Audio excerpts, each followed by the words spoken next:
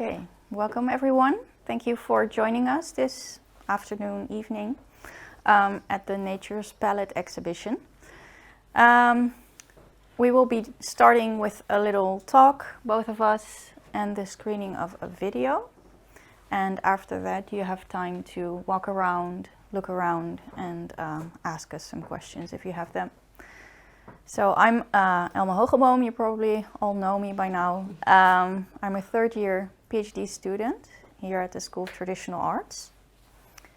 And my research topic is about paradise. And that has led me over the past few years to consider paradise in my own surroundings and how it locally shows me glimpses of what paradise as a larger concept would be. The PhD by Arts Practice here at the school focuses on a method of research where the arts practice informs the research and the reading and the direction we're taking, and that in turn informs the arts practice. Part of my research strategy, because I just love expressing things without words, is using video as a research method, in addition to painting, making materials, and writing. Over these past years, I've been making videos about every term and showing them to my professor and my supervisor here at the school. And we've discovered that it is a very essential way for me to do research. Looking back at the videos that I shoot in my studio informs my arts practice because I'm able to look with a bird's eye view at the way that I make my art.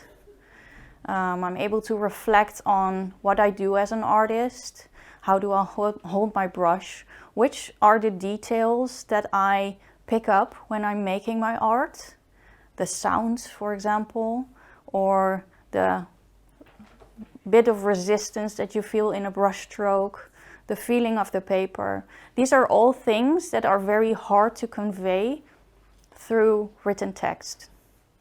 And using, for example, macro images, so zooming in to what I'm seeing and experiencing as an artist while I'm doing research, that has been something that I've been able to put into my videos.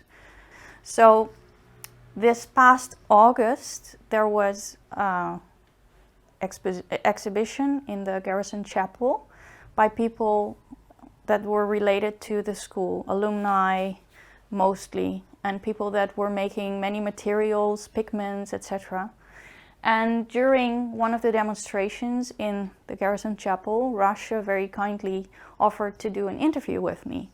So this was actually the first time I was speaking on video, because usually I only show my hands, and I rarely film myself as like a whole human being. So usually you will only see my hands or the things that I'm making, but not necessarily me. So it was a really new experience.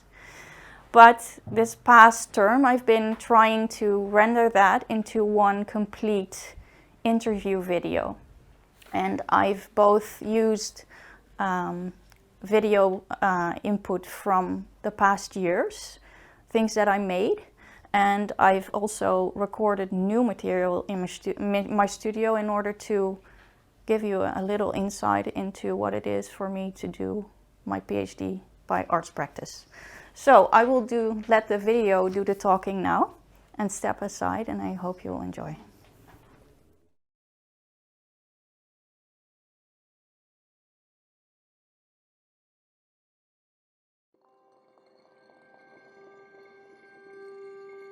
My name is Elma Hogeboom. I'm a current PhD student at the School of Traditional Arts in London. My research is about paradise, something I associated with an exotic place far away, or something far away in terms of time, something from like the beginnings of the world or some heavenly destination. But lately, I've come to wonder what it would be like to recognize paradise in my local environment. What if this eternal concept of paradise were to present itself as something very close by? I see paradise depicted in Persian miniatures, Indian miniatures, all across times, all across the world. But what would it look like if it came very close to me, to what I know? And can I recognize paradise in that sense? It led me to explore local materials, sustainable and eco-friendly materials that reinforce the message of paradise about life, harmony, and purity. So from that point of view, I started looking at my local environment, which is in Northern Europe, the Netherlands to be specific, with different eyes. I recognized, after reading a book by Daniel Thompson about medieval materials and techniques, that medieval craftsmen and artists would use local materials very often because they didn't necessarily distinguish between something like gum arabic, which is a binder for watercolor, but which comes from an acacia tree that doesn't grow there locally. And then they would, for example, use local materials like cherry gum or plum sap from a plum tree or sap from an apricot tree, and then they would use that as a local binder.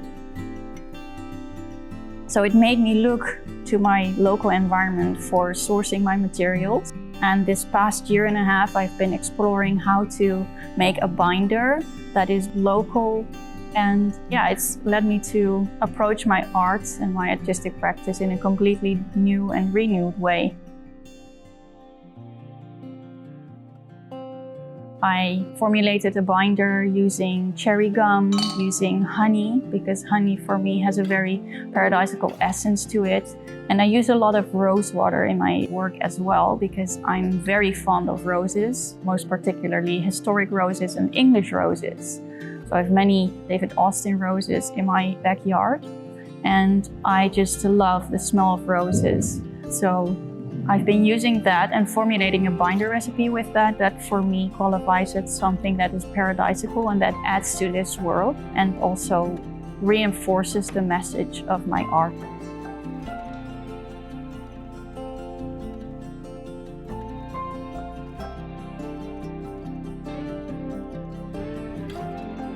So as an artist and gardener, I am very fond of my own garden, and I'm trying to use as many materials from my own garden as I can in my art. And this is an ongoing exploration in my research as well. I love using fruit woods from my garden, which I gather when it's time for pruning.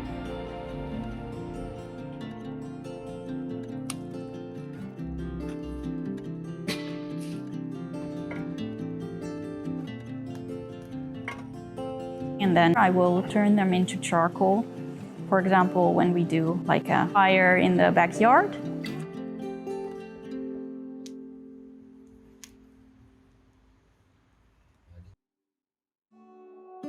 So this is from the grapevine in my garden.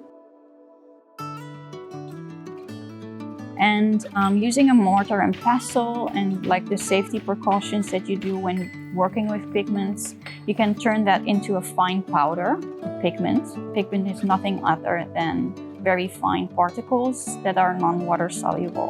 And then what binds the pigment to, for example, paper or a canvas is what we call a binder.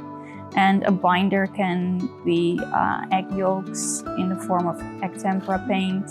It can be gum arabic for traditional watercolor paint. It can be oil if you're talking about oil paint. And that binder is like a glue that basically keeps the pigment particles together. So I'm using my own formulation of a cherry gum binder, a local paradisical binder if you ask me, together with materials, and in this case the grape wood charcoal, which I turned into pigment, and then you mull it with a muller. That's how traditionally pigment or paints were made. It basically grinds the pigment finer and finer until you are left with a very fine paint.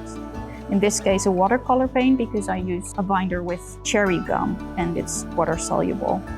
I do some testing after I'm done mulling, because you want your pigment particles to be completely bound so that when you go over it, for example with a little towel, that it doesn't come off, so it doesn't rub off.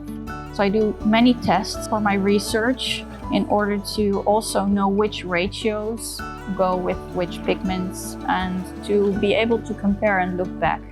And it's my hope that at the end of my research, I'll be able to also help other artists in their paint making journeys by giving a little handbook of the ratios that I found.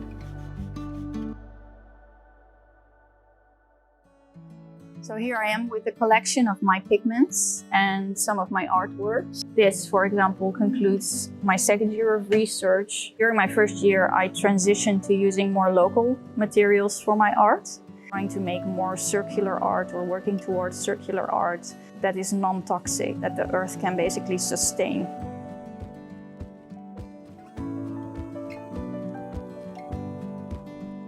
Here are some of my materials that I use in my practice. These are a variety of fruit woods from my garden that I turned into charcoal.